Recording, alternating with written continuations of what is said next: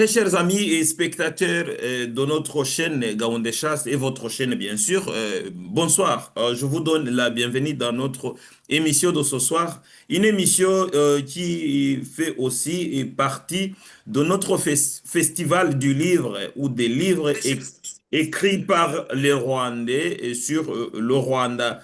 De temps en temps, on dit les livres écrits par les Rwandais, mais aussi, vous savez qu'on a abordé aussi les livres écrits par les non-rwandais. Ce soir, nous avons le privilège d'avoir parmi nous un auteur des livres que vous connaissez peut-être ou pas. Le livre est intitulé Rwanda, invasion, libération et occupation. Ce livre propose une lecture approfondie de l'histoire récente du Rwanda. Et bien sûr, il aborde des questions sensibles et liées au conflit, aux dynamiques politiques, à la mémoire collective et aux conséquences humaines et géopolitiques. Pour en parler ce soir, nous avons l'honneur de recevoir trois invités. Bon, je dirais deux invités parce que Jean-Jacques Bosco, que vous connaissez très bien, mon collaborateur, il est là, bien sûr. Jean-Jacques Bosco, bienvenue dans cette émission. Chaste, bonjour, bonjour, merci du mot donc de ce mot de bienvenue. Et alors, comme tu viens de le dire, nous sommes dans le prolongement de notre programme Festival des livres sur le Rwanda, écrit par les Rwandais, également par les étrangers. Et comme vous venez de le dire, nous avons un invité de marque, en la personne de Célestin Nsengiyumva. Très rapidement, nous allons vous entretenir sur ce livre intitulé Rwanda, invasion, libération et occupation. Et cependant, ce dernier a écrit aussi deux autres ouvrages, non, trois autres, pardon, parce qu'au total, c'est fait quatre, mais c'est en anglais et peut-être nous allons beaucoup plus parler de ce livre que je viens donc d'énoncer. Et alors, Chaste, je te retourne, je vous retourne le micro. Merci beaucoup, Jean-Jacques. Et bien sûr, avec Célestin Sengiumba, nous sommes aussi avec notre sœur Camille Nina, qui est une analyste engagée dans les débats sur la mémoire, la gouvernance en Afrique. Et aussi, voilà. Et Madame Camille Nina, bienvenue. Oui, bonsoir, bonsoir tout le monde, bonsoir Chaste, Monsieur Nsengiumva, Jean-Jacques Bosco, bonsoir à tout le monde et merci de l'invitation.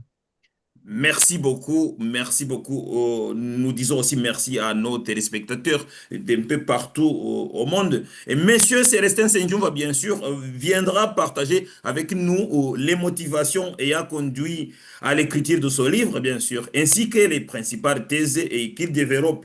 Au cours de cette émission, nous reviendrons sur le contexte, bien sûr, historique évoqué dans l'ouvrage, les enjeux, et puis, Monsieur Célestin Senyoum, bienvenue et merci d'être venu. Charles, je te remercie de m'inviter. Je remercie également ton collaborateur Jean-Jacques. Je te remercie beaucoup de me permettre de faire la rencontre de Mme Camerounina. J'ai connu son père. Nous avons travaillé dans le même service à la présidence de la République du Rwanda.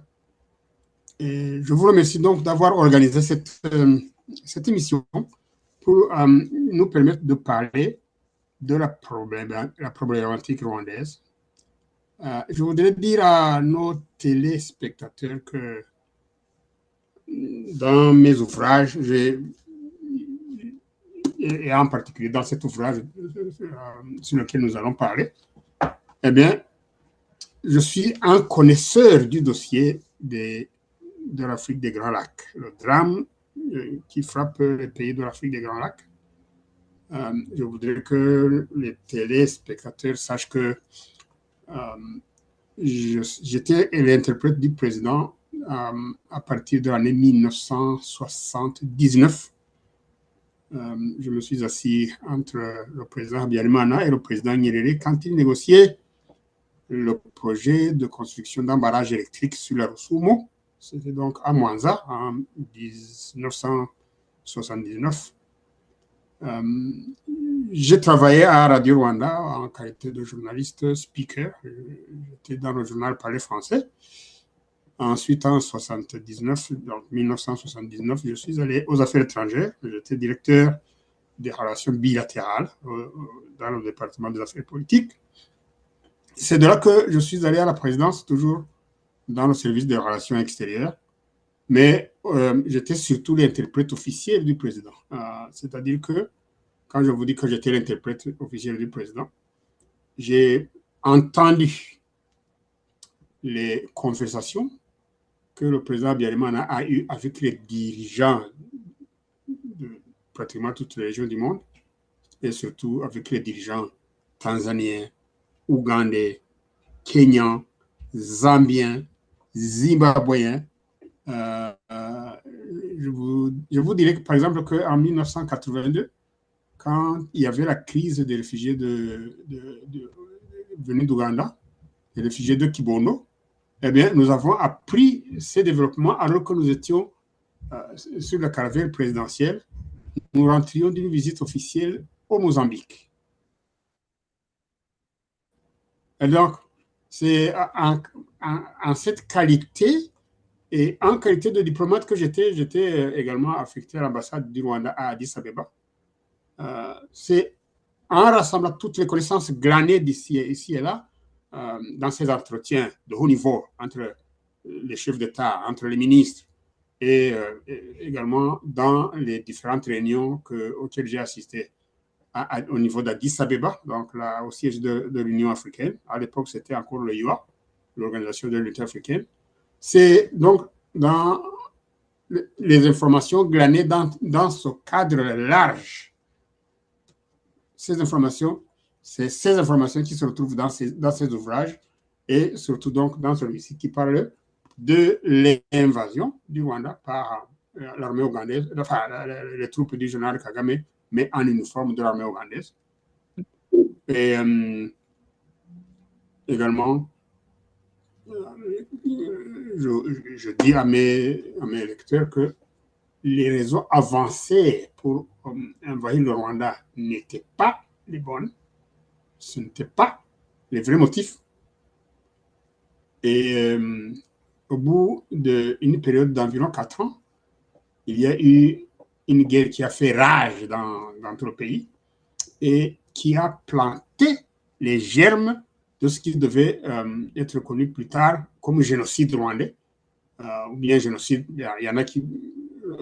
pour le gouvernement de Kigali, il faut parler de génocide contre les Tutsis. Mais moi, en qualité d'observateur avisé, je parle de génocide qui a eu lieu au Rwanda, bien de massacres interethniques qui ont eu lieu au Rwanda. Et je le dis comme ça pour enlever la connotation politique ou bien l'intérêt politique qu'il y a dans la qualification des massacres qui ont eu lieu au Rwanda. L'intérêt politique des tenants du pouvoir actuel étant d'avoir la garantie de rester au pouvoir indéfiniment, n'est-ce pas? Comme vous le savez, ce sont ces soi-disant nobles Banyarwanda dont les parents avaient été au pouvoir au Rwanda, dont les parents avaient exercé un pouvoir sans partage sur le Rwanda pendant des siècles. On parle de 4 à 5 siècles. Voilà, donc, grosso modo, c'est cela. Donc, en gros, c'est cela. Et je me tiendrai à votre disposition, à la disposition du panel, mais également à la disposition des gens qui pourraient être à l'écoute pour répondre à d'éventuelles questions. Voilà, je vous remercie. Merci beaucoup pour cette introduction qui nous mène justement au fond de notre sujet. Vous avez parlé de la crise des réfugiés de Kibondo en 1982. On va y revenir parce que ça a une relation directe d'ailleurs, je dirais directe, même s'il y a un laps de temps un peu plus grand. Mais on voit bien qu'il y a une relation. On va y revenir. Attends, avant tout ça, notre collaborateur nous livre l'avant-propos du livre. Je vous propose d'écouter.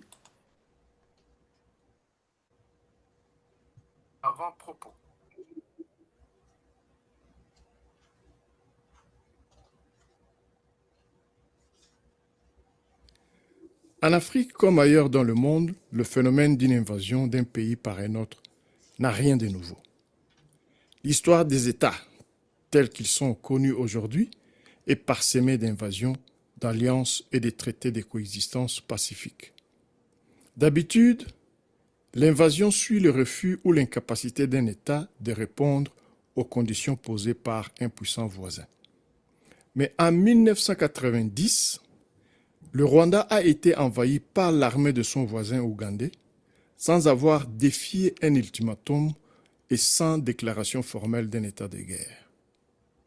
À Kampala, on disait que le Rwandais était rentré chez eux, alors qu'à Kigali, on dénonçait une agression non provoquée. Dans le récit qui suit, Célestin Sengiyumva, ancien journaliste, diplomate et interprète du président Juvenal Habyarimana, explore le soubassement et les développements ayant conduit à cette invasion qui a culminé par les massacres interethniques d'une violence jamais vue en Afrique post-indépendance. Pendant près de 4 ans, les Rwandais en sont donc venus aux mains. Entre deux engagements, les belligérants marquaient une pause pour fourbir leurs armes et prendre conseil auprès de leurs sponsors, car après octobre 1990 et le constat de l'impossibilité d'une victoire militaire immédiate, les belligérants rwandais avaient besoin d'apports extérieurs pour déterminer l'issue des combats. Mais alors que le Rwandais se battait pour le pouvoir, il y en avait un autre enjeu, planétaire. Celui-là est probablement ignoré par la majorité des combattants. Les ressources de la République démocratique du Congo, les apports extérieurs qui ont pesé lourdement dans la balance et ont déterminé l'issue de la guerre civile au Rwanda, en ont piloté les opérations de manière à favoriser l'accès aux immenses ressources du voisin de l'Ouest. L'accord de paix d'Arusha n'allait pas en faciliter l'accès.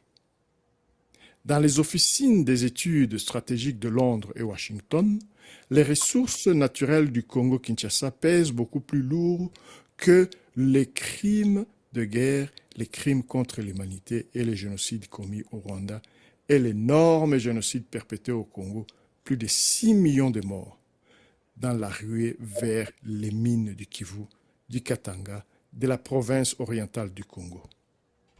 Tous les pays de l'Afrique interlacustre ont été touchés par les conséquences de cette invasion dont les effets se sont fait sentir partout sur le continent et même au-delà.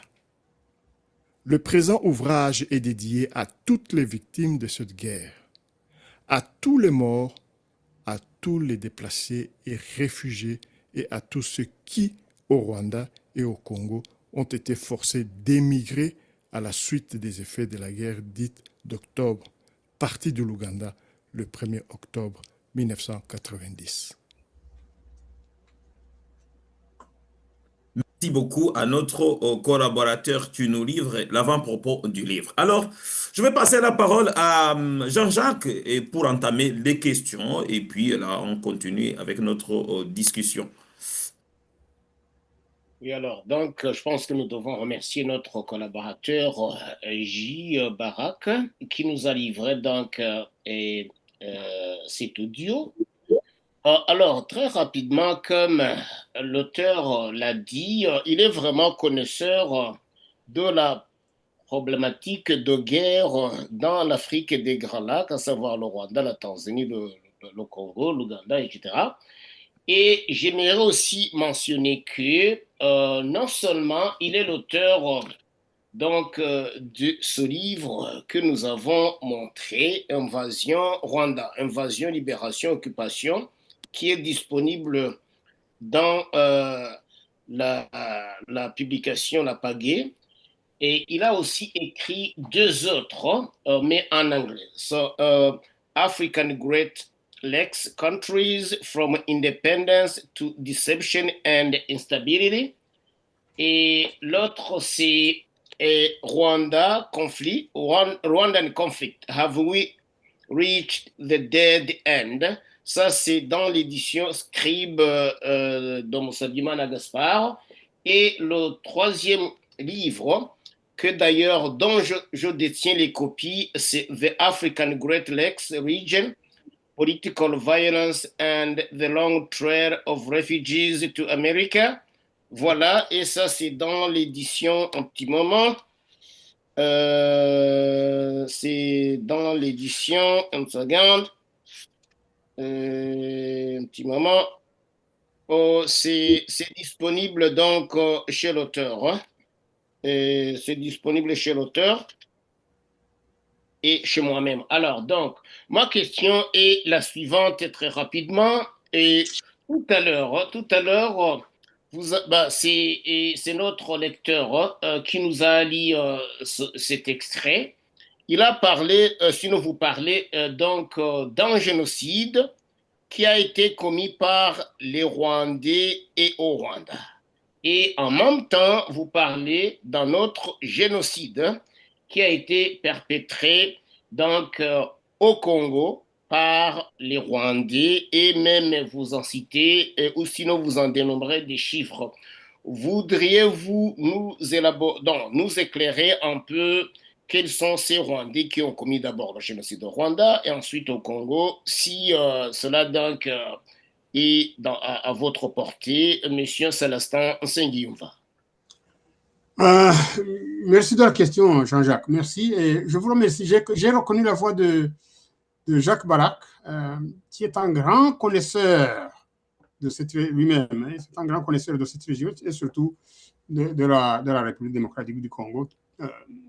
Je crois que j'ai connu sa famille au moment où la RD Congo était encore Zaïre.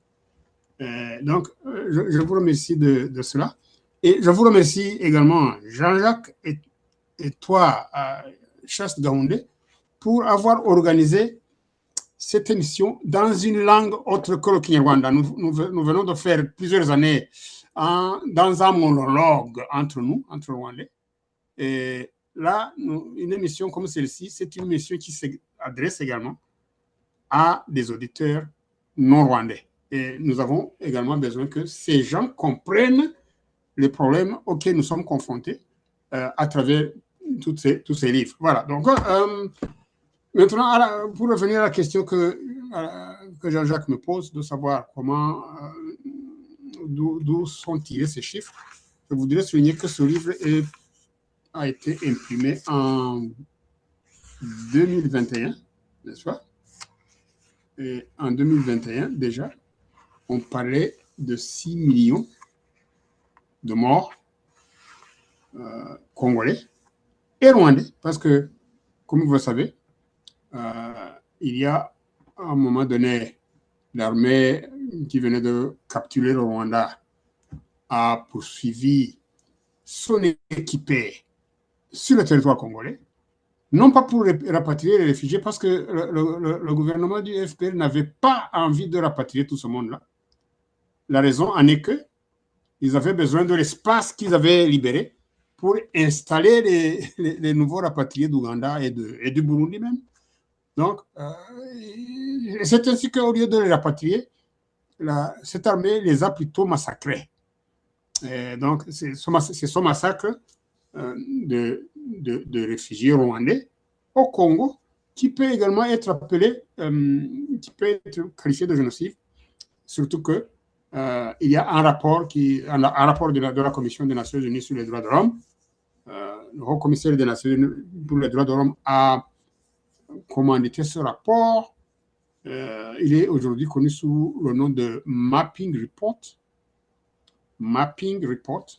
C'est un rapport qui a fait le mappage. Mappage. Je crois qu'en français, on peut dire mappage. Il était question d'indiquer sur la carte du Congo les emplacements dans lesquels il y a eu des massacres de réfugiés et de Congolais. Parce qu'on ne pouvait pas mettre les Congolais d'un côté et les non-Congolais de l'autre.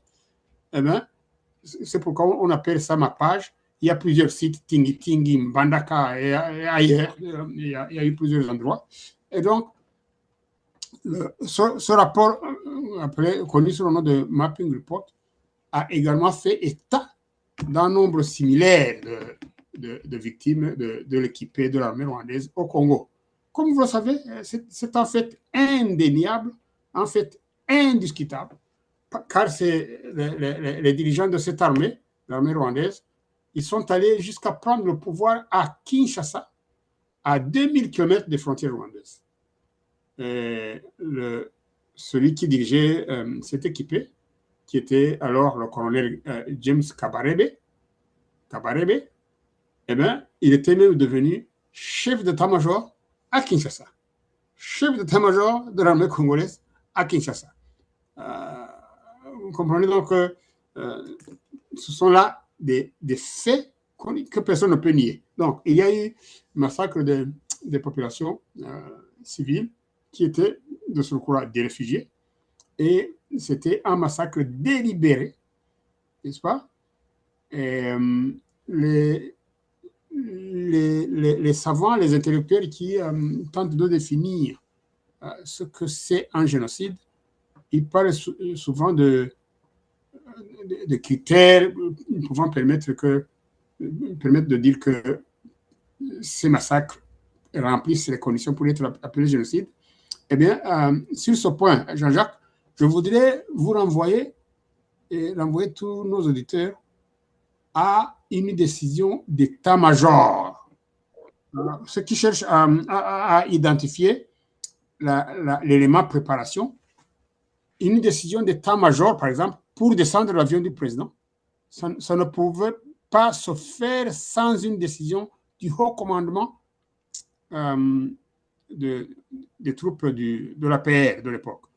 Et donc, je ne sais pas, je n'aimerais pas vous interrompre, mais vous avez plus ou moins répondu donc au deuxième volet de ma question. Ben, le premier volet était de savoir qui aurait perpétré le génocide au Rwanda, parce que ce génocide donc au Congo, on vient d'entendre, et nos auditeurs sont là pour être témoins, que donc le génocide au Congo, ou ce qui peut être appelé génocide au Congo, contre les Rwandais qui étaient réfugiés là-bas, ou les Congolais d'origine, les autochtones du Congo, sinon a été perpétré par les éléments du Front patriotique rwandais. Est-ce que j'ai bien compris avant que donc vous ne répondiez au premier volet de ma question, Monsieur Célestin Nsengiyumva? C'est cela.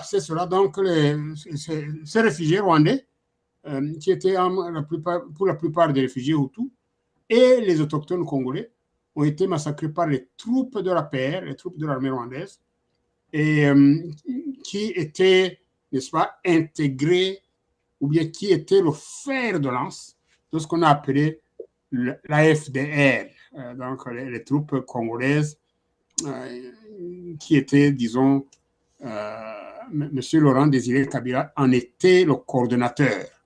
Il n'était pas le commandant en chef. Le commandement était assuré par l'APR, mais Laurent Désiré Kabila était un des coordonnateurs des troupes d'un ramassis d'organisations congolaises qui se sont mises ensemble pour constituer l'AFDR.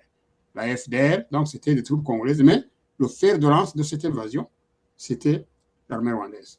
Voilà. Oui, merci beaucoup pour ces détails, mais encore une fois, donc, pour le premier volet de ma question, qui sont les perpetrators, ceux qui ont commis le génocide à l'intérieur du Rwanda? Parce que dans votre ouvrage, vous évoquez 2 génocides. C'est comme un jour, on va vous accuser, bien sûr, de négationniste.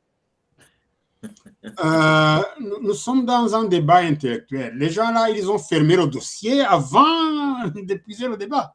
Donc, ils ont même mis ça dans la loi. Et je n'y peux rien. Donc, mais quand vous examinez le déroulement des opérations militaires, les intentions derrière ces opérations, il est clair de voir que les troupes qui ont envahi le Rwanda à partir de l'Ouganda, que ces troupes massacraient tout ce qui se trouvait sur son passage, y compris les Tutsis.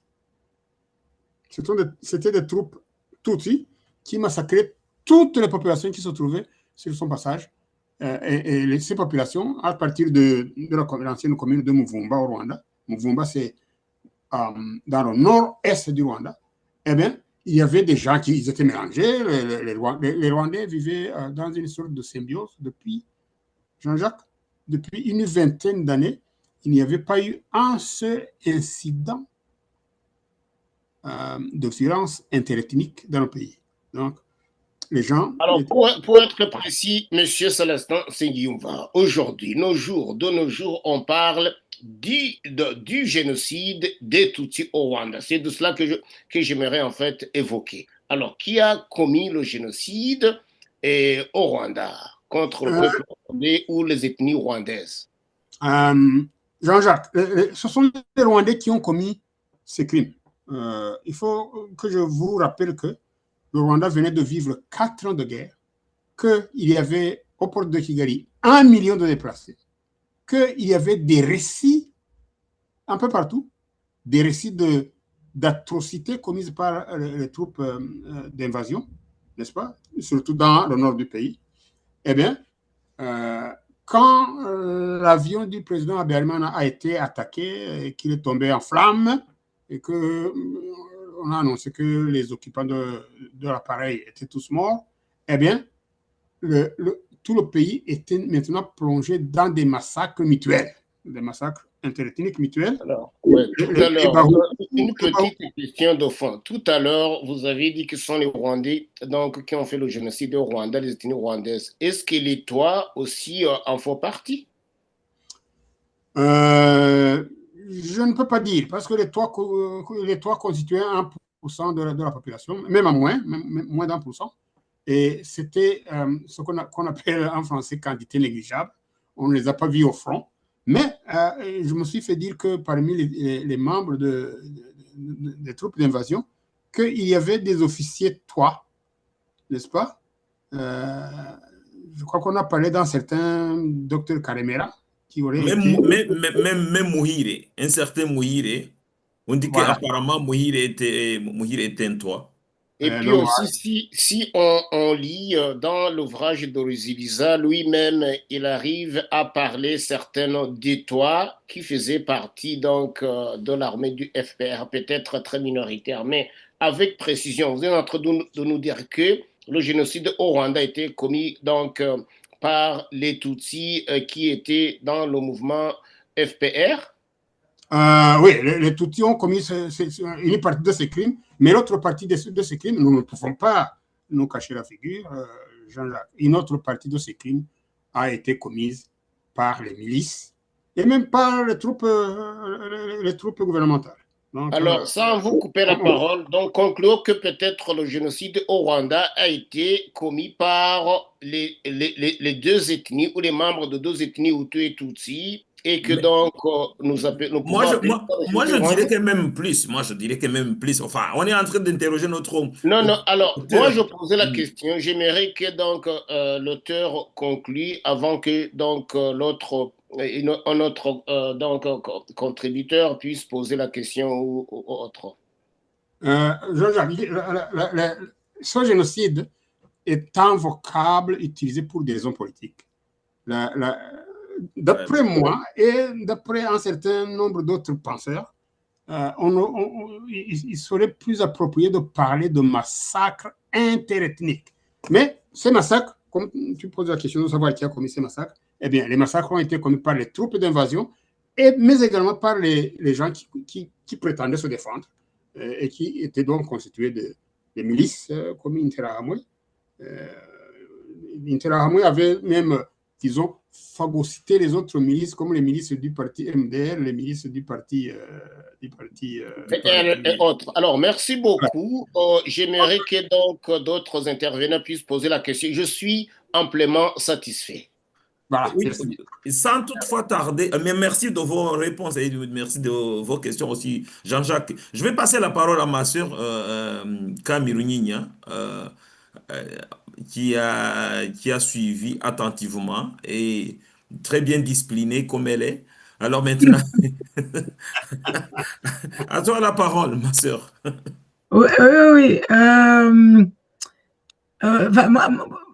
Moi, je n'ai pas encore eu l'occasion de lire le livre, mais je dois pas tarder à me le fournir. Mais ce que je voulais demander, vous aviez évoqué, enfin, je ne sais plus si c'est par rapport au livre que vous aviez dit ça, mais par rapport aux réfugiés qui étaient venus dans les années 80 et qui, à un moment donné, étaient repartis. Est-ce que, enfin, vous pensez que si ces réfugiés étaient restés au Rwanda, donc si tout s'était bien passé, enfin, en fait, je ne sais pas très bien, on n'explique pas très bien comment s'est passée cette affaire-là, mais j'ai cru comprendre que donc, vous avez été chassés par Obote et qu'ils s'étaient installés au Rwanda et que par après, ils sont repartis. Donc, est-ce que vous pouvez nous dire un peu ce que ça a eu comme impact peut-être sur la guerre qui a eu lieu en 1990? L'impact des réfugiés de Kibondo, ils étaient appelé Kibondo dans le Mutara, eh bien, c'était un impact mineur dans la mesure où ces réfugiés sont arrivés au Rwanda dans le cadre de la guerre civile qui se déroulait en Ouganda. Il y avait déjà, en Ouganda, il y avait déjà la guerre civile. Et ces réfugiés ont été chassés par le gouvernement d'Obote, du président Obote, parce qu'il se vengeait. Il disait que le président Obote disait que son gouvernement était attaqué par des Ougandais avec une forte composante de réfugiés rwandais. Okay. Et donc, je peux vous dire qu'une partie de ces réfugiés ont été réintégrés dans une région qu'on appelle Nacho. Hein, c'est Nacho.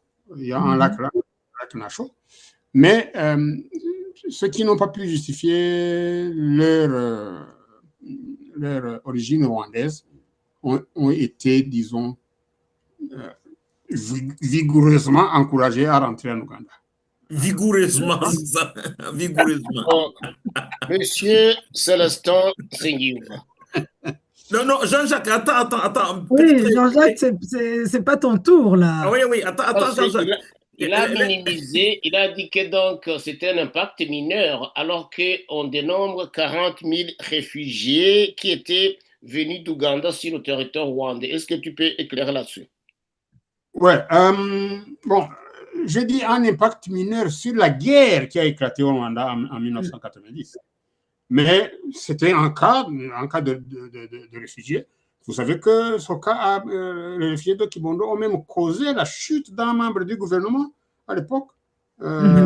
Félicien Gatabazi, que le pouvoir en place accusait d'avoir détourné les aides destinées aux réfugiés, mais c'était une querelle à connotation plutôt commerciale, dans la mesure où c'était autour d'un camion que M. Gatabazi avait utilisé pour alimenter le camp de Kibondo en bois de chauffage. Et il avait été question de retirer son camion pour mettre un autre camion. Vous pouvez nous éclairer là-dessus, parce que là, c'est une information importante quand même. Bon, à l'époque, moi, j'étais encore à la présidence.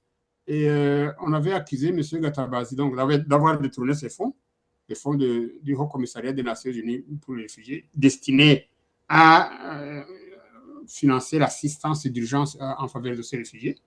Mais à cette époque, le représentant du Haut Commissariat des Nations Unies pour les réfugiés, vous savez, le Haut Commissaire a des délégations dans les États. On appelle ça les délégations. Ce n'est pas une mission. L'appellation officielle, c'est délégation. Eh bien, le délégué du haut commissaire s'appelait Oseni Fassassi. C'était un Africain, je crois d'origine béninoise. Il était originaire du Bénin. Il a écrit une lettre officielle pour dire que le Haut Commissariat des Nations Unies pour les réfugiés n'avait subi aucun préjudice financier de la part de M. Gatabazi, qui était alors ministre des Affaires sociales. Donc, vous voyez, il y avait une guerre rwandaise, mais en ce qui concerne ces réfugiés, certains sont retournés au Rwanda, d'autres sont restés du côté de Nacho. Mais je ne peux pas vous cacher que parmi les rebelles ougandais de l'époque, il y avait une forte composante de réfugiés rwandais. Et un des commandants de cette force, ce n'était autre que le général Fred Rwigema, qui était commandant de ce qu'on appelait la une unité mobile. Donc, c'était même l'unité, disons, ethnique la plus importante parmi les différentes unités qui constituaient la rébellion ougandaise. Parce que, bon, vous savez, l'Ouganda est un pays multi-ethnique. Et les Rwandais étaient les plus nombreux. Ils étaient plus nombreux que les Banyankole, plus nombreux que les Baganda, plus nombreux que les Acholi. Donc, la véritable raison de l'invasion du Rwanda par ces troupes, c'est que, après avoir pris le pouvoir en Ouganda, il y avait eu une entente signée en lettres de sang pour dire qu'ils aident Museveni à prendre le pouvoir en Ouganda, après quoi celui-ci les aiderait à le reprendre au Rwanda. Et quand ils avaient pris le pouvoir, au bout de 4 ans, parce que l'invasion a eu lieu en 1990, eh bien, au bout de 4 ans, les Ougandais étaient en train de se retourner contre le président ougandais parce qu'ils se plaignaient de voir que dans la plupart des postes clés de l'administration ougandaise étaient occupés par les Rwandais. Donc, l'invasion du Rwanda était un grand soulagement pour le régime ougandais. Pour le président Museveni notamment. Et notamment pour le président Museveni, qui pouvait maintenant respirer. Et c'est ainsi que, même quand ils ont perdu la première bataille, la bataille qui a eu lieu au mois d'octobre 1990, eh bien, Museveni n'a pas digéré cette affaire. Il ne voulait pas les recevoir officiellement en Ouganda. Il n'était plus le bienvenu. Et il a tout fait pour, première chose, changer de stratégie militaire. Et bien évidemment aussi, changer de direction parce que le général Rwigema avait été tué et il fallait mettre comme nouveau dirigeant M. Kagame, que Museveni connaissait bien. Il connaissait bien que c'est un homme qui n'allait pas y aller par 4 chemins pour infliger au gouvernement de Kigali l'énorme crise humanitaire dont nous avons parlé, donc, notamment, je vous ai dit tout à l'heure qu'il y avait 1 million de déplacés au port de Kigali. Et la crise humanitaire a contribué de façon déterminante à l'affaiblissement et même au renversement du gouvernement du président Habyarimana, parce qu'il s'agissait de provoquer, il s'agissait d'utiliser les ressources gouvernementales pour venir en aide à ces réfugiés, si bien que le moment venu, il n'y avait plus de ressources pour pourvoir aux efforts de guerre. Vous comprenez? Donc, la crise humanitaire a été instrumentalisée par Museveni et même par ses troupes qui étaient au Rwanda pour drainer les ressources gouvernementales dans l'assistance humanitaire afin que, le moment venu, il n'y ait plus de ressources disponibles pour pouvoir financer l'effort de guerre. Est-ce que cela est facile à comprendre? Je vous ai posé la question. Oui, oui. Réactivez votre micro. Hein? Oui, tout à fait. Mon micro? Vous m'entendez plus? Oui, c'était Camille Rouninia qui avait désactivé son micro, mais pour le moment, ça va. Est-ce que Camille, est-ce que tu es satisfaite ou bien tu as une deuxième question? Oui, non, je suis satisfaite par la réponse de M. Nsengiumba. L'autre question, enfin, ici, il y avait peut-être une question dans le chat. Pour pas peut-être oublier, je peux peut-être poser la question de la personne du chat. Oui, vas-y. Oui. Donc, ici, il y a un monsieur qui dit, enfin, monsieur ou une dame, hein, je ne sais pas, Donc, il dit, j'ai une question pour M. Nseignonva. Lui qui a côtoyé le président Habyarimana, ce dernier avait-il perçu le piège ethnique dans lequel la guerre 1990-1994 menait le pays? Le piège dans lequel la guerre a mené le pays? Le piège ethnique, Piège dans ethnique. lequel est-ce que le président Habyarimana avait compris ce piège, enfin tendu par le FPR, quoi. Ouais, il comprenait ce piège et il ne Non, manquait pas. monsieur Ah, Célestin ah, Filipa et madame Camerounigna, je pense que la personne du chat, c'est comme il est entré et donc d'élucider en disant que est-ce que le président Abiyarimana avait compris que la guerre déclenchée par le FPR était de connotation ethnique, non, c'est pas ça qu'il a posé. Mais c'est Sa pas ça, question est c'est pas claire. ça. d'autant Et plus que non, Monsieur non, Nseigneur va nous répondre parce que la question est tout à fait claire. Est-ce qu'il avait compris le piège ethnique qui était dans cette Dans la guerre? guerre, en C'est fait. tout. Oui, ouais, d'après moi, le président avait compris qu'il y avait un piège là-bas, donc de ce côté-là, parce qu'il ne manquait pas une occasion de lancer un appel aux Rwandais, leur enjoignant de ne pas tomber dans ce piège-là. Tout le temps, donc chaque fois qu'il en avait l'occasion, il lançait un avertissement rwandais, leur montrant bien qu'il ne fallait pas tomber dans le piège de l'ennemi, c'est-à-dire dans le piège consistant à présenter le conflit comme un conflit entre les Hutus et les Tutsis. Mais il faut peut-être que je vous dise, parce que je vous ai dit que j'ai fréquenté le président depuis l'année 1979, eh bien, j'ai constaté de mes yeux que le président Habyarimana avait beaucoup d'amis Batutsi. Donc, Habyarimana n'était pas un ethniste. Il avait beaucoup d'amis Batutsi. Il avait notamment le grand magnat du pétrole, M. Kajegwakwa. Il y avait le M. Sebera qui allait à la chasse avec le président. Vous vous rendez compte?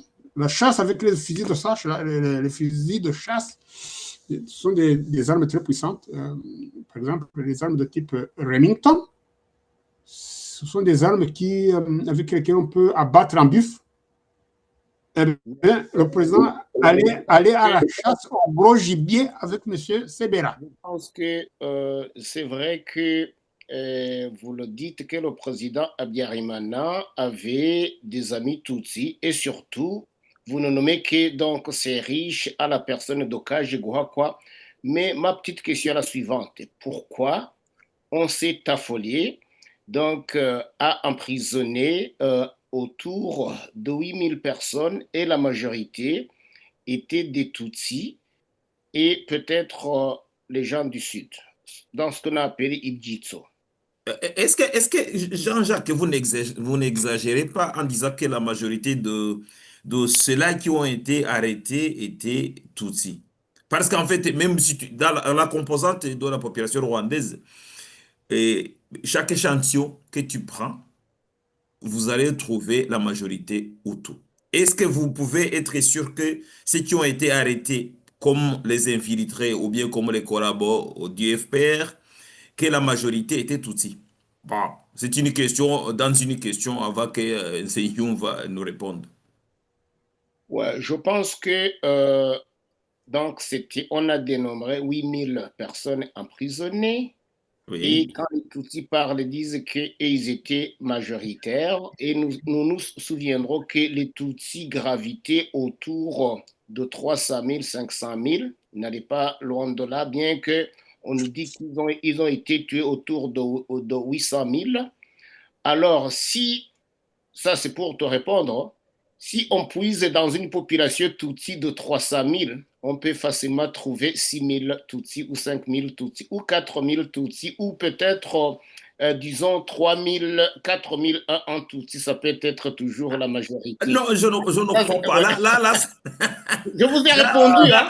Non, vous avez non. posé la question, j'ai répondu à votre question. Moi, justement, en fait, il faut faire attention parce que mon objectif, en fait, c'est d'essayer, justement, de libérer la vérité. Parce que tout ce qu'on nous a raconté, on nous a menti, en fait.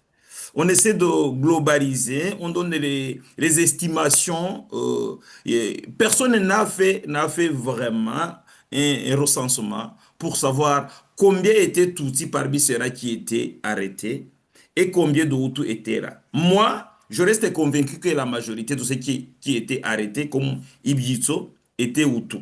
Moi, je reste convaincu. Bon, alors, mais peut-être nous allons laisser notre invité de continuer à nous éduquer là-dessus. Cependant, même s'il s'agissait d'aventure de 200 Tutsis, c'est quand même une aberration. Jean-Jacques, je voudrais vous dire que au moment de l'arrestation des gens on a appelé des complices, eh bien, les gens savaient que la majorité des attaquants étaient des Batutsis. Et les gens savaient que beaucoup de Batutsis qui étaient même dans les sphères gouvernementales, dans la fonction publique et même dans le commerce, que ces gens avaient des contacts avec les attaquants. Ça, c'est la première chose. La deuxième chose, c'est que cela s'est passé dans la foulée d'une attaque de grande envergure. C'est-à-dire qu'il n'a pas été possible de réfléchir sur le dossier de chacun. On a ramassé tout ce monde-là en vrac. Je voudrais vous rappeler, par exemple, qu'un certain Lando a été arrêté parmi ces réfugiés, n'est-ce pas? Lando Aldasingwa, qui devait devenir ministre du Travail. Mais il faut que je vous dise également que ces choses sont arrivées alors que moi j'étais à l'ambassade d'Addis Abeba. Et à Addis Abeba, le Rwanda, il y avait un cadre de haut niveau, c'était le docteur Nsanzimana, que le président a rappelé de son poste de secrétaire général adjoint de l'OIVA pour aller à Kigali. Il l'a nommé ministre de la Justice. Mais l'intention était de pouvoir apporter son expertise pour le règlement de ce genre de problème, parce qu'il fallait trouver des moyens juridiques faciles à expliquer, à présenter à la population, les arguments juridiques devant conduire à la libération de ces Ibizo. N'est-ce pas? Donc, parce que les gens là, ils étaient aux arrêts sans dossier, par exemple. C'est interdit par la loi. Ouais, hein? Oui. Donc, le sentiment a trouvé les arguments juridiques pour libérer, pour donc procéder à la libération en masse de ces Ibizo. Mais également, cette libération lui a coûté son poste de Premier ministre. Parce que les gens qui étaient dans l'opposition n'ont pas voulu rejoindre son gouvernement. Il l'accusait d'être de connivence avec les Ibizo, avec les attaquants, les gens qui avaient attaqué le pays. Donc voilà. Ouais. Le docteur Nsanzimana a fait libérer ces gens, mais ce geste n'a pas été de bon goût pour les gens de ce qu'on appelait à l'époque l'opposition, ou le collectif des partis de l'opposition, qui ont refusé de rejoindre son gouvernement, l'accusant d'être de connivence avec les ennemis qui avaient attaqué le pays. Voilà, c'est ce que je peux vous dire sur cette question. Merci. Bon, Madame Kami, vous continuez? Oui, non, c'est... j'allais parler un peu sur le cas des Ibizo. Enfin, quand ça a eu lieu, moi, j'étais à l'internat, j'étais encore aux études et tout ça. Donc, on n'a pas bien suivi cette affaire, évidemment. Et on était jeunes pour comprendre ce qui se passait. Mais après analyse, maintenant qu'on a plus d'infos là-dessus, moi, je me dis qu'il y a eu quand même... c'était un événement malheureux qui a peut-être précipité... quelques personnes vers le FPR, justement, en se disant, en fait, on pensait qu'on était dans un pays en sécurité, mais en fait, on nous prend pour des ennemis, donc autant aller vers l'ennemi. Moi, je pense que c'est une affaire qui a été très, très mal gérée et qui a fait que, qui a soulevé beaucoup de mécontentement et ce qui a eu un impact assez négatif sur la suite de la guerre, en fait. Oui, oui, oui. Ce qui a été malheureux, effectivement, dans cette gestion, dans la gestion de ce problème, était une sorte de généralisation. Déjà, ce concept de comprendre que, ou bien de penser que les Tutsis sont de connivence avec les attaquants en général, ou bien euh, en entier, c'était faux. D'un côté, c'était faux. Et après, on les a entassés dans des lieux d'arrêt, dans des maisons d'arrêt ou bien enfin, dans des stades d'ailleurs. Je crois Au qu'il y a stade, au le stade. stade de Milambo, oui, oui, c'était au Oui, stade. oui, et oui. Et là, ça n'a pas vraiment apporté de solution. Plutôt, ça a apporté que des problèmes. Par contre, il faut aussi reconnaître que parmi ceux-là qui étaient arrêtés, il y avait des vrais complices. Oui, tout à fait. Il y avait des vrais complices et qui ont profité justement de ce chaos pour sortir, pour être Mm. libérés et immédiatement regagner l'Omaki avec justement les gens du FPR.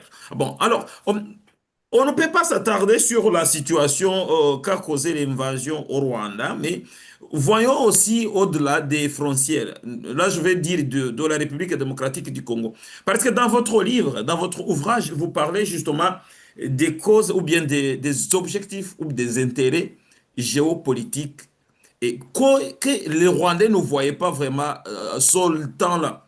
Ce temps-là, personne n'y avait pensé. Même quand le Rwanda a été attaqué, et le régime en place avait fait recours aux Congolais, aux Aïrois, dans le temps c'était les Aïrois, qui sont intervenus, qui ont combattu avec nos forces armées. Et à la fin même, à la chute du régime, au mois de juillet 1994, on a vu les Français nous pousser vers le Zaïre. On croyait que c'était la bénédiction, alors que c'était un plan peut-être qui était vraiment bien élaboré. À vous la parole. Peut-être que vous pouvez nous éclairer là-dessus. Euh, Chasse, je peux vous dire que, avec le recul du temps, Oui. que la téléphonie mobile est apparue dans le monde au moment de la guerre du Rwanda. Donc, au moment de la crise qui avait frappé le Rwanda entre 1990 et 1994. Eh bien, avant cela, déjà à la fin des années 70 et au début des années 80, il y avait déjà la technologie. En France, on appelait ça les avions renifleurs. C'était une idée chère à l'ancien président Valéry Giscard d'Estaing. Les avions renifleurs, et c'était une technologie qui a précédé la technologie de la télédétection. Donc, télédétection, pour Jean-Jacques, là-bas en Colombie-Britannique, c'est ce qu'on appelle remote sensing. Yes. Remote sensing. C'est une technologie qui consiste à détecter l'emplacement des gisements de métaux ou des gisements d'hydrocarbures. En général, ce sont des informations secrètes que les puissances qui ont accès à cette technologie gardent chez elles pour que les Africains ne sachent pas où se trouvent leurs ressources naturelles. Il faut que ceux qui nous écoutent, par exemple, les Congolais, très peu de Congolais savaient qu'il y avait une grosse nappe de pétrole dans le lac qui se trouve en haut, là, en face de la ville ougandaise de Hoima. Le lac Albert. Le lac Albert. Le lac Albert. Donc, oui. Les ils avaient leur champ de manioc, leur champ de patates, leur champ de je ne sais quoi. Et ils ignoraient royalement ce qu'il y avait en dessous. Oui. Aujourd'hui, nous savons que les Français y exploitent un énorme gisement pour lequel ils sont en train de construire un oléoduc, oui. C'est ça qu'on appelle pipeline, oui. qui va de Hoima en Ouganda jusqu'à la ville tanzanienne de Tanga sur l'océan Indien. C'est ça, Donc, exactement, exactement. déjà à cette époque-là, ces informations étaient disponibles dans les chancelleries occidentales, mais pas, ces informations n'étaient pas disponibles aux rebelles qui avaient attaqué le Rwanda, qui, eux, croyaient qu'ils allaient restaurer une sorte de restauration. Nous avons aujourd'hui une monarchie républicaine ou bien une république monarchique, je ne sais pas comment le terme le plus approprié, mais ils ont restauré le pouvoir, mais même avec ça, on leur disait qu'il était question de ramener la démocratie, les droits de l'homme, développer l'économie. Aujourd'hui, le Rwanda est l'un des pays les moins développés de la planète, alors que nous sommes 30 ans dans le nouveau régime, donc plus de 30 ans. Ce qui veut dire que les informations qui étaient disponibles pour justifier l'invasion dans les chancelleries occidentales étaient tout à fait différentes des informations que les dirigeants du Front patriotique donc, de l'époque, les informations qu'ils servaient à leurs troupes pour leur dire qu'il était question d'aller... Bon, maintenant, ils disent que c'était pour arrêter le génocide. Ils ont mis fin au génocide. Je ne sais pas si c'est vraiment le cas. Je pourrais dire que ce n'est pas du tout le cas aujourd'hui. Le génocide, la semaine dernière, nous étions tous en train de pleurer la mort dans certains Karasira. Il n'est pas mort de maladie, n'est-ce pas? Donc, bon, voilà, donc, il y a dans la géopolitique régionale des informations qu'on ne livre pas à la population, mais qui sont détenues par les chancelleries occidentales et qui sont des informations qui commandent les ficelles, comment ont-ils la ficelle, de quel côté, car comme vous le savez, eh bien, quel que soit la rébellion, le nom de la rébellion qui peut éclater ici et là, eh bien, l'issue des combats est déterminée par les puissances occidentales qui y défendent des intérêts géostratégiques qui sont des intérêts qui sont leurs intérêts propres. Parce que, comme vous pouvez bien le savoir, les Congolais n'avaient aucun intérêt de voir les Rwandais déferler sur leur pays en 1994. Or, c'est toi qui me disais qu'on les a pratiquement conduits vers le Zaïre au lieu de les laisser aller au Burundi. Vous savez, normalement, les Rwandais, ils seraient plus à l'aise à se réfugier au Burundi. C'est un pays, une république sœur, on parle la même langue, mais on les a comme mis dans un corridor pour les diriger vers le Zaïre afin de justifier les actions futures. Toutes ces actions étant justifiées justement par les intérêts géostratégiques, et ces intérêts portent notamment sur les minerais qui se trouvent dans le sous-sol du Congo. Le Congo n'est pas qu'un réservoir de minerais, c'est également un pays qui a des ressources agricoles. Les combattants qui se battent au Congo ne meurent pas de faim.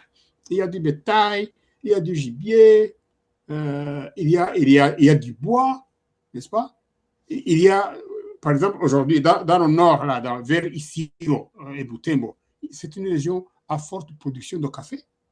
Et ça, le café, c'est une source de devise. Donc, vous voyez, il y a toujours des intérêts non avoués qui sont le soubassement de la violence politique qui se déroule non seulement au Rwanda, mais également à l'est du Congo. Je crois que... Est-ce que j'ai donné une réponse à votre question? Oui, et oui, vous avez donné une réponse. Alors, je vais me permettre de poser une deuxième question et après je vais passer la parole à mes collaborateurs.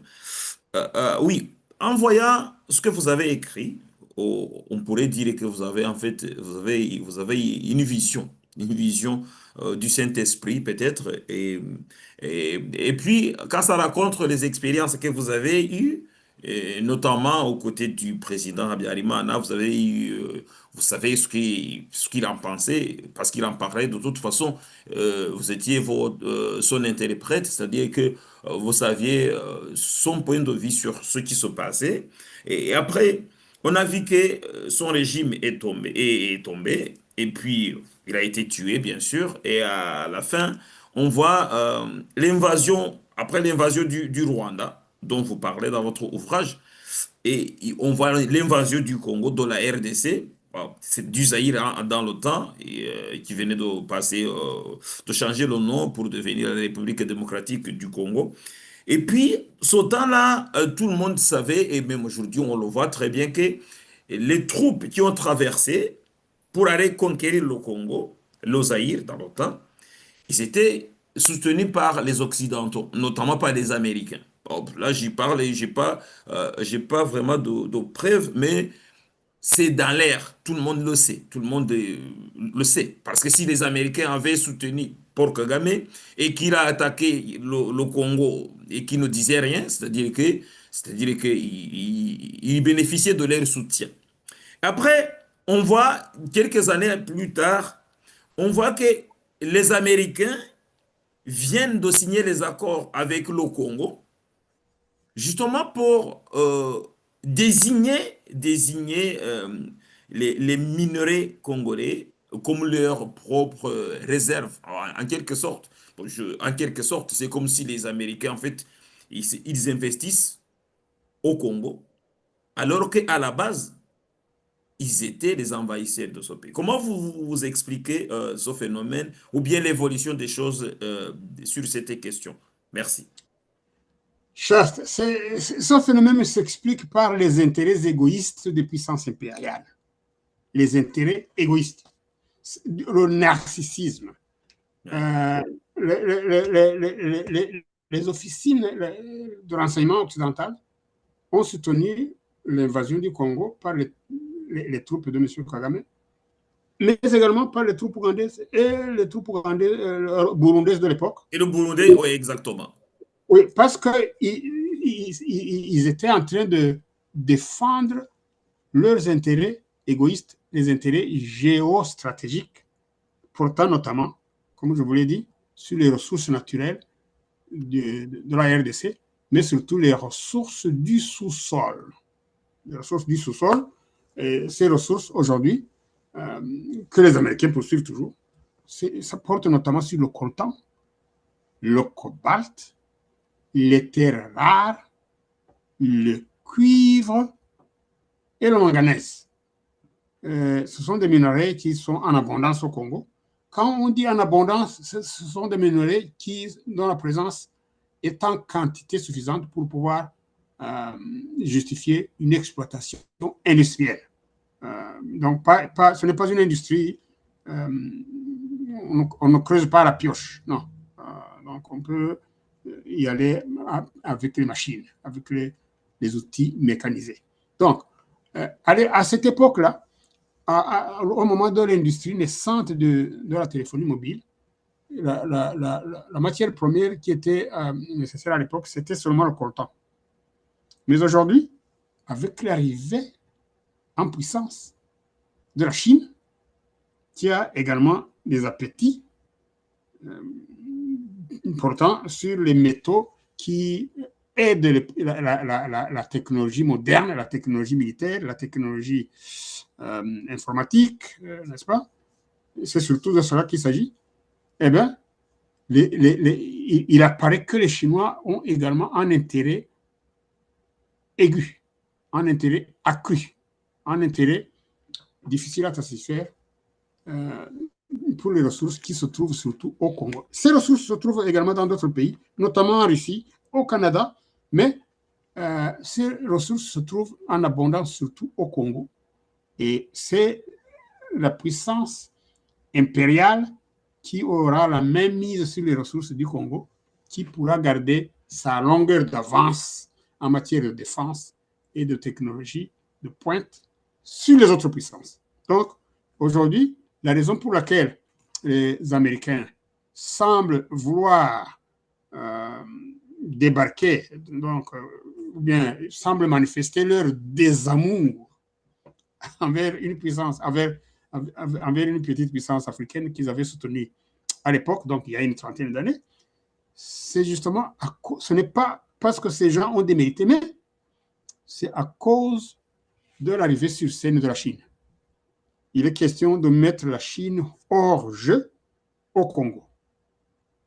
C'est la réponse que je peux réserver à votre question. Il est question de mettre la Chine hors jeu au Congo et cela demande justement que les Américains forcent Kagame à retirer ses troupes du Congo parce que les Américains, ils ont besoin d'un Congo pacifié par la Pax Americana pour pouvoir exploiter je ne sais pas si tu vois le phénomène de la vache laitière. Ouais. Quand vous avez une vache laitière qui donne des coups de patte, vous devez l'attacher, vous devez la maîtriser. Et la vache, et la vache c'est Kagame qu'il faut Non, attacher. la vache, c'est le Congo. C'est le Congo. C'est le Ouais. Congo. Donc, pour pouvoir traire la vache laitière, Ah il oui. faut absolument mettre hors d'état de nuire tout ce qui pourrait amener cette vache à donner des coups de patte. D'accord, d'accord. Bon, écoutez, bon, notre émission va toucher sa fin parce qu'on on peut pas être exhaustif en parlant de ces questions géopolitiques. Peut-être on aura une deuxième session. Jean-Jacques, qu'est-ce que tu en penses? Ouais, je pense que peut-être tu peux chercher s'il y a quelqu'un qui nous a posé, ou qui aurait posé la question dans le chat et on conclut. On conclut. En tout cas, j'ai vu, il y a Marie-Jeanne qui a fait une intervention là-dessus. C'était sur la question des Ibizos, je crois, des complices. Si vous aviez suivi le témoignage de Prosper Bamara, qui a bien dévoilé que la majorité des Tutsis étaient Ibizos, malheureusement, les services de renseignement n'ont pas pu faire leur boulot. Est-ce que c'est qu'ils n'ont pas pu faire leur boulot ou bien c'est parce qu'il y avait la pression internationale qui faisait que même si il y avait assez d'informations pour inculper ces Ibizo, on avait les mains liées parce qu'on avait peur de perdre les alliés dans les relations internationales. C'est ce que je crois moi. Et, et vous avez quelque chose à ajouter? Non, enfin, moi, je dirais que c'est la panique qui fait. Les Ibiza, c'est quand qu'on les a mis, qu'on les a emprisonnés. C'était genre un mois après la guerre, non? Un mois ou deux après la guerre. Après le début de la guerre, je veux dire. Non, c'est juste au début, parce C'était qu'après au début, l'attaque, c'était encore en octobre, je crois. C'était oui, le 5 octobre. Le le 5 5 octobre. octobre. Ben voilà, c'était le 5 octobre, après les coups de feu Ah oui, oui, qui dans la avaient ville été entendus dans de la Kigali. Donc moi, je capitale. pense que c'est plutôt, c'est une panique qui a fait, parce il faut se dire qu'il y avait quand même des extrémistes Hutus qui étaient sûrement là et qui se disaient, ah, les Tutsis nous attaquent et tout ça. Donc il y a ce côté où il y avait sûrement des extrémistes voilà, qui disaient il faut peut-être faire quelque chose vite fait. Et puis il y a d'autres, le gouvernement n'a pas eu le temps de réagir parce que déjà il fallait s'occuper du front, de la guerre au front. Donc forcément, il n'était pas organisé en fait pour pallier aux problèmes qui se présentaient. Et donc tout a été fait dans la précipitation. Je crois il y en a qui en ont profité de leur petit pouvoir pour faire ce qu'ils voulaient. Donc c'était un peu le chaos, moi je dirais. Ah, C'est le chaos qui a fait que ça soit parti un peu dans tous les sens. Monsieur Nsegnou va nous éclairer un peu plus. Ouais, il faut que nos téléspectateurs sachent que des informations confidentielles étaient parvenues à l'état-major à partir de l'ambassade américaine, faisant état d'une possibilité qu'il y ait une attaque imminente dans la capitale.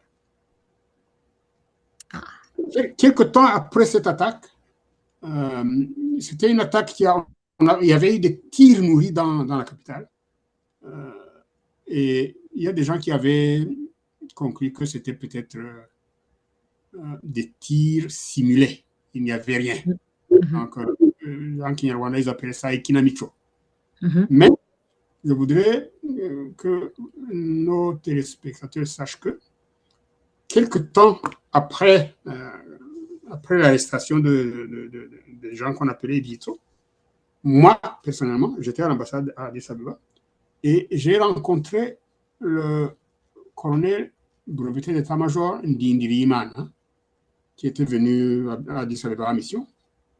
Et j'ai eu un entretien avec lui. Et il était à Kigali à ce moment.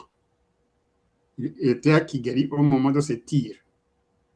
Monsieur Ndimana, aujourd'hui général-major à la retraite, m'a fait comprendre qu'il y avait effectivement eu des infiltrations. Mais il y a un phénomène que les profanes, les gens comme vous et moi ne comprennent pas toujours, c'est que dans un engagement militaire, il y a toujours possibilité que un front disparaisse comme ça. Et c'est ce que le général m'a expliqué à ce moment-là. Le front s'est évanoui comme ça, mais on n'a pu arrêter personne. Mais il y avait des traces, des impacts, des tirs. Et il semble que le front s'est déplacé de Kigali vers Kinyinya. Donc les tirs ont été entendus de Kigali vers Kinyinya. Kinyinya se trouvant, disons, au nord-est de la capitale. Et de là, les tirs se sont tus. Donc le front a disparu. Cela arrive surtout quand les assaillants ne peuvent pas se payer le luxe de se faire arrêter, n'est-ce pas? Et en général, cela se traduit par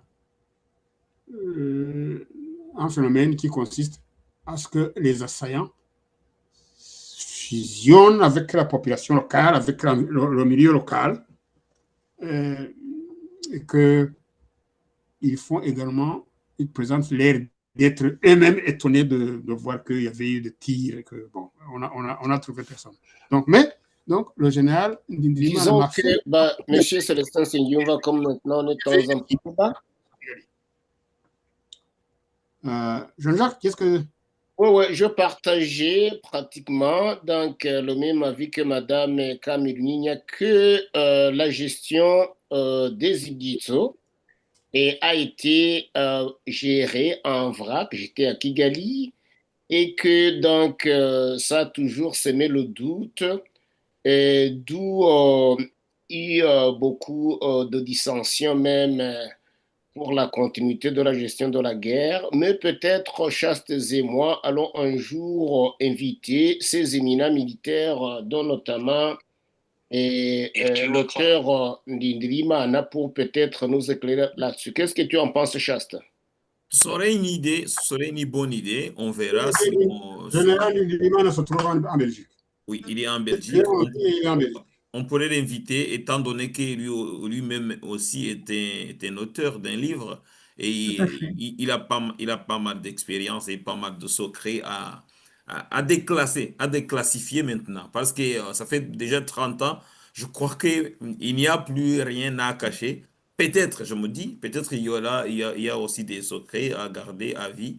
Mais on va essayer, on va tenter de l'inviter dans nos émissions justement dans la continuité du festival des livres écrits sur le Rwanda. Chers amis, et puis je vais remercier d'abord notre invité d'honneur, et c'était Monsieur Nsenyumva Célestin, auteur du livre Rwanda, Invasion, et ainsi de suite.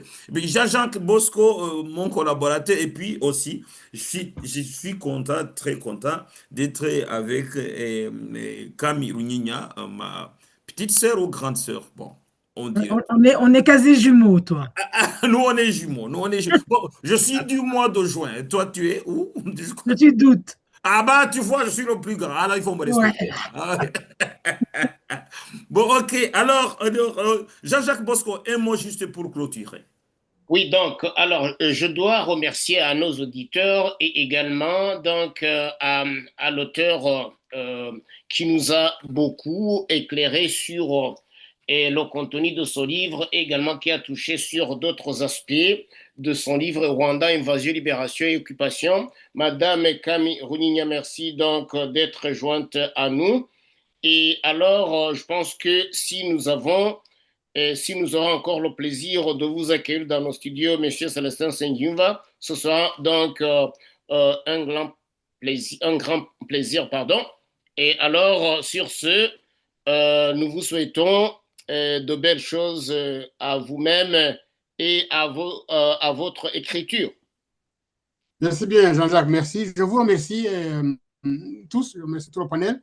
Je vous remercie surtout pour avoir organisé cette émission dans une langue autre que le Kinyarwanda. Nous devons trouver un moyen de parler à d'autres locuteurs, d'autres personnes, d'autres populations, d'autres auditeurs qui parlent les langues internationales parce que la problématique rwandaise, nous la connaissons entre les Rwandais. Mais maintenant, nous avons besoin que même les pays voisins, les peuples voisins, les peuples d'Afrique, l'Afrique francophone, l'Afrique anglophone est arrosée à longueur de journée avec la propagande de nouveaux anglophones du Rwanda. Le Rwanda, un pays francophone dirigé par un gouvernement, anglophone. Eh bien, je vous remercie vraiment d'avoir organisé cette émission et je vous encourage à poursuivre le dialogue avec les autres peuples d'Afrique pour qu'ils connaissent le calvaire que nous traversons depuis maintenant plus de 30 ans. Je vous remercie.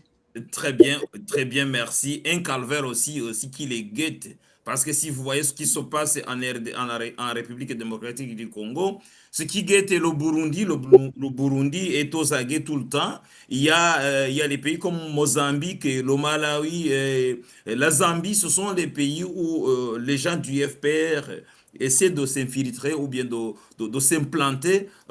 Et justement, les peuples là ne sont pas au courant de ce qui se passe. Alors, je vais remercier aussi nos collaborateurs, nos ambassadeurs, Linon et puis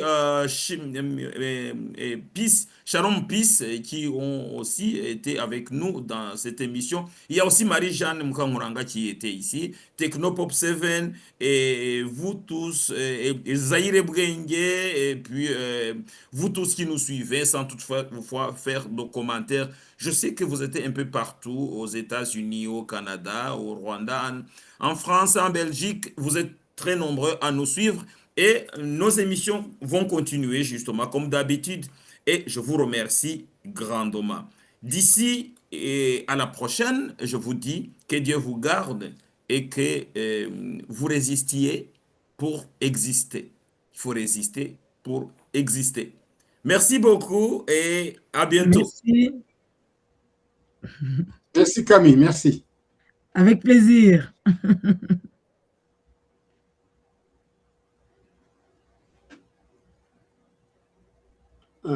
Au troisième Mudikari.